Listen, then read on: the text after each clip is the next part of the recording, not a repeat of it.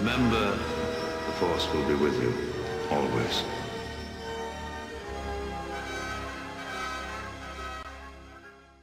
As some of you may know, I'm a big fan of Star Wars. I love the movies, the original trilogy a bit more, but I didn't want the whole story to end at episode 6, so I went to the book series. Apparently Disney didn't want it to end there either, so they bought out Star Wars for $4 billion and began making new movies. Now, it's kind of a blow to every Star Wars fan out there who bought these books for the past 20 years to continue the saga of Luke Skywalker and his family, because Disney, they just wanted a fresh, clean plate for their own style of storytelling, which is fine. Now, here's the thing though, if there's anything Disney can learn from the old expanded universe is that villains don't need to be these insanely powerful Sith Lords. In Timothy Zahn's book trilogy, Grand Admiral Thrawn took the center stage after the Empire's defeat in Episode 6. During the Battle of Endor, Thrawn was in unknown regions of space. He would return years later to find the Empire in shambles. Under his banner, he would consolidate the Imperial forces and return the Empire to its former glory. Thrawn, a male Chiss, was one of the few non-humans in Palpatine's Empire. In fact, some people don't know this, but the Empire really does hate aliens. They have a really big case of xenophobia. However, the Emperor saw great potential in Thrawn's tactical abilities. In my opinion, I think we need a villain like Thrawn in Disney's new movies. Thrawn is an ordinary guy who's just insanely smart. He's like the Sun Tzu of Star Wars universe. Thrawn's extensive study of war strategy and tactics have made him one of the most feared opponents in the entire universe. By studying his enemies' attack patterns and culture, he gains an insight into their thought process and is able to form highly effective maneuvers against them. He's completely different from Vader or Palpatine. You're probably still wondering, well, while he may be a very intelligent person, he's still no Sith or Jedi. True, here's where it gets really interesting. Thrawn knew that the Empire would be outnumbered and definitely outgunned against the forces of the New Republic. He was able to locate the Emperor's warehouse on Wayland. There he also discovered Joruus C'baoth, a clone Jedi Master from the Old Republic. In order to counter this would-be threat, Thrawn used probably one of the most cheaty douchebag plot devices, but he used these lizard creatures known as Ysalamiri. The Ysalamiri have a natural ability to kind of repel the Force.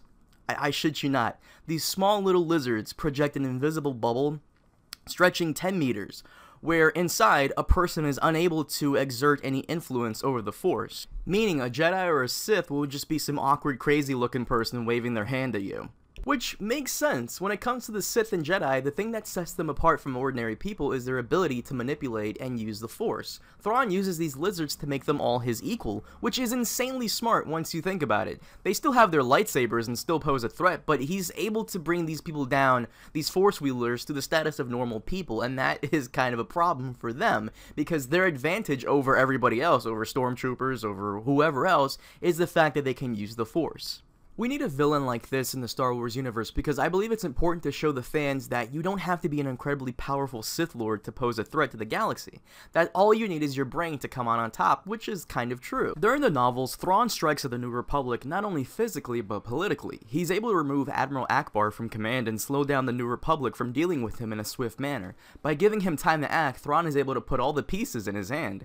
But using the Ysalamiri, Thrawn has C'baoth use the method Emperor Palpatine used during the Battle of Endor. During Episode 6, the Emperor sat on his observation deck, not as a witness, but as a battle commander. Thrawn argues that Palpatine used battle meditation to coordinate his forces against the Alliance assault on the second Death Star, which would make sense. So he has C'baoth do the same for his forces, making his Imperial fleet even more deadly than before. Essentially, he is probably one of the greatest villains in the expanded universe. Disney removed it as canon, but what they can do is take those characters, import them, or use them as reference. Thrawn meets his end at the hands of his bodyguard, a Noghri assassin. During the novels, Thrawn orders the Noghri people to kidnap Leia, who at the time was pregnant with Jedi twins. Leia is able to convince the Noghri people that the Empire betrayed them instead of helping them. Thrawn's personal bodyguard slew him during one of the final battles in his campaign to destroy the New Republic. Now, if I was Abrams, I would use Thrawn as one of the main villains in the sequel trilogy, as well as importing several other characters like Lumia and Paleon. The Ysalamiri, while they're kind of a cheaty noob way to defeat the Force wielders, it would make sense if Thrawn came from unknown regions of space, found them on his mission, and came back years later, only to find the Empire being ruled by different warlords. He could summon a meeting with them, eliminate them, and take control of the Empire, and begin launching his offensive against the New Republic with Lumia and her Sith Inquisitors. Overall, Thrawn would be an excellent addition to the sequel trilogies, not as the Emperor's dark side apprentice, but as his pupil, and heir to the Empire, which, in all honesty, should be the new Star Wars title. Thanks for watching. If you enjoyed, make sure to rate, comment, favorite, and subscribe. Like us on Facebook and follow me on Twitter. Once again, I thank you for watching and have a good one.